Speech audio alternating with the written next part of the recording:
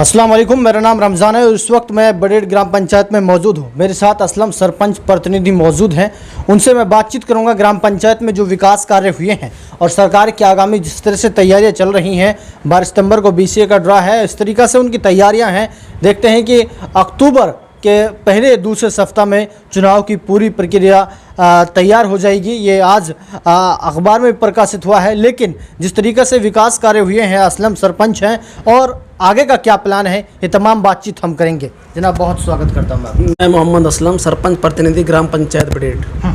जानना चाहूँगा जनाब आपसे कि आपका जो गाँव का विकास हुआ, 5 साल 6-7 साल बीत गए हैं, किस तरह के विकास कार्य हुए हैं? आज पिछले 5 सालों में जो हमने काम किए हैं, हमने ग्राम पंचायत बडेड़ में जिस तरह से का विकास कार्य कर रहे हैं और उसका हम प्रभाव है कि हमने चौतरफा गांव में विकास किया है और हर एंगल को लेकर विकास किया, चाहे शिक्षा, स्वास्थ्य या फिर गांव के डेवलपमेंट को लेकर हमने जो काम किया है और उसका विकास दिख भी रहा है लोगों को, उसका असर भी हो रहा है और आगे भी यही निरंतर प्रक्रिया कोशिश है हमारी कि इससे भी बेहतर कार्य करें। बिल्कुल, थोड़ा विस्तारपूर्वक बताएंगे कि क्या क्या हुआ है जनाब?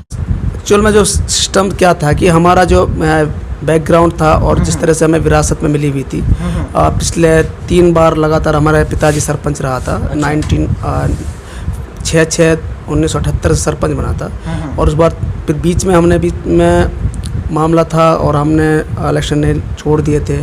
उसके बाद फिर हमने दोबारा, जैसे गांव की बागडोर थी, उस दोबारा लोगों ने हम पे विश्वास जताया और दोबारा हमने बागडोर संभाली। 2010 में हमने अपने ग्राम पंचायत की बागडोर संभाली और उस समय का जो हाल था बडेड़ ग्राम पंचायत में, इतना बुरा हाल था कि आप सोच भी नहीं सकते थे।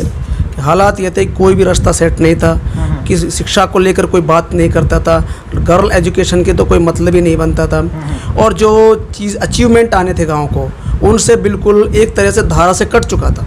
लेकिन जैसे ही हमें हालात थे और उस टाइम हालात को हमने संभाला, परिस्थितियां देखी और लोगों ने हमें अपना विश्वास जताया और उस विश्वास पर हमने पूरा उतरा।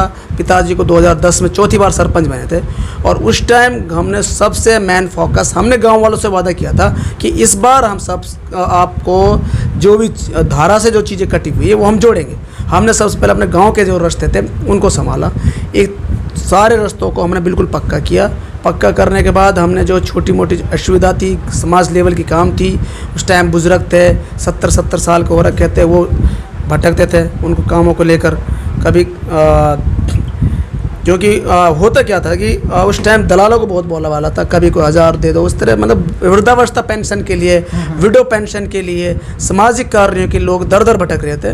हम उस टाइम दिल्ली में थे और हमने जब देखा कि गांव को हमें ज़रूरत है और जैसे लोगों ने विश्वास जताया हमें यहाँ पर काम करना चाहिए, तो हमने धरातल पर उतरकर, ज़मीन स्तर पर उतरकर लोगों के साथ मिलकर, उनकी मिल बांट कर समस्याओं को दूर करा, समाज कल्याण के काम किए और उसका रिजल्ट ये रहा कि लोगों ने दोबारा हम पे आस्था जताई।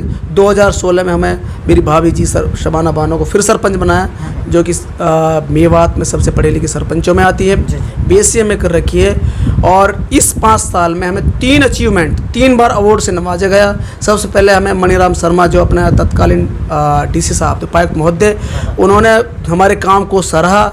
जो हमने हमारे गाँव में 65% लोग थे जो कि मजदूरी का सहारा था और हमने उनके लिए जो सरकार की योजना थी मनरेगा, महात्मा गांधी ग्राम विकास योजना के तहत हमने उनको काम दिया, उनको रोज़गार दिया, उनको धारा से जोड़ा और उसका रिजल्ट रहा कि हमें सर्वश्रेष्ठ पंचायत घोषित किया गया। उसके बाद अपने डिप्टी CM दुष्यंत चौटाला ने 15 अगस्त के अवसर पर हमें स्कूटी देकर भाभी जी को सम्मानित किया। पूरी मेवात की ग्राम पंचायतों में से हमें सम्मानित किया गया और उसका हमें बहुत गौरव था और पूरे बडेड़ के लिए गौरवशाली पल था कि जिस समय पूरी मेवात की पंचायतों से एक पंचायत को लेकर सम्मानित किया गया। और ये हमारे काम का ही असर है। हमने कोई ना तो अप्रोच थी हमारी, ना हमें यह था कि कोई हमारे ऊपर गॉड फादर बैठा है। हमने खुद लोगों के साथ मिलकर ज़मीन ग्राउंड लेवल पर बैठकर उनकी समस्याओं का हल किया। हमने जब लोग देखे दर दर भटक रहे हैं, तब हमने एक गाँव का CSC सेंटर खुलवाया। वहाँ पर जितनी भी हमारी फैसिलिटी हैं वो सारी फ्री, फ़ोटोकॉपी से लेकर अगर कोई भी काम करता वो सारा फ्री।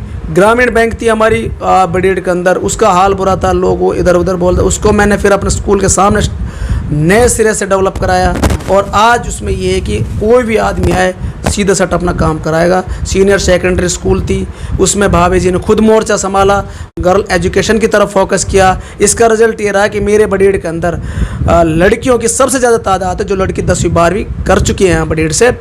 पहले परसेंटेज 0 थी, लेकिन इस बार परसेंटेज बहुत ज़्यादा, मतलब आप मैं कह सकता हूँ 70+ लड़कियाँ मेरे बड़ेड़ स्कूल से शिक्षा हासिल कर चुकी हैं। वो भावना थी, जो डर था वो लड़कियों का, जो पेरेंट्स को डर था कि हम स्कूल ना भेजें, जिस तरह मेवात में एक विडम्बना रही है गर्ल एजुकेशन तरफ, वो हमने उनकी शंकाएं दूर की और एक माहौल, स्वच्छ माहौल दिया, डर का माहौल हमने उनसे दूर निकाला। उसका रिजल्ट ये रहा कि तत्कालीन अपने डीओ साहब थे दिनेश शास्त्री ने हमारे काम को सराहा, भाभी जी ने खुद क्लास ज्वाइन करी और हमारा 60% रिजल्ट रहा और उसका असर लगातार चलता आ रहा है। तो हमने शिक्षा, स्वास्थ्य, सामाजिक जितनी भी चीज़ें थी और उनका समाधान किया और विकास डेवलपमेंट, गांव की जो ढाणियाँ थी उनको मुख्य धारा से जोड़ा, गांव की ढाणियों से जोड़ा, गांव से हमने जोड़ा। उसके बाद हमने एक पशु अस्पताल का निर्माण कराया, अभी हैंडओवर हुई नहीं है लेकिन काम लगभग कंप्लीट हो चुका है। उसके बाद पीएससी का निर्माण के लिए प्रस्ताव हमने करा दिया है और वो अभी मेरी पाइपलाइन में। एक मेरी ढाणी थी बसेड़ी बास लठमार बास, उसमें प्राइमरी स्कूल खुलवाया सरकार से। तो ये मुख्य अचीवमेंट थी हमारी ग्राम पंचायत में। आगामी चुनाव में अब क्या है?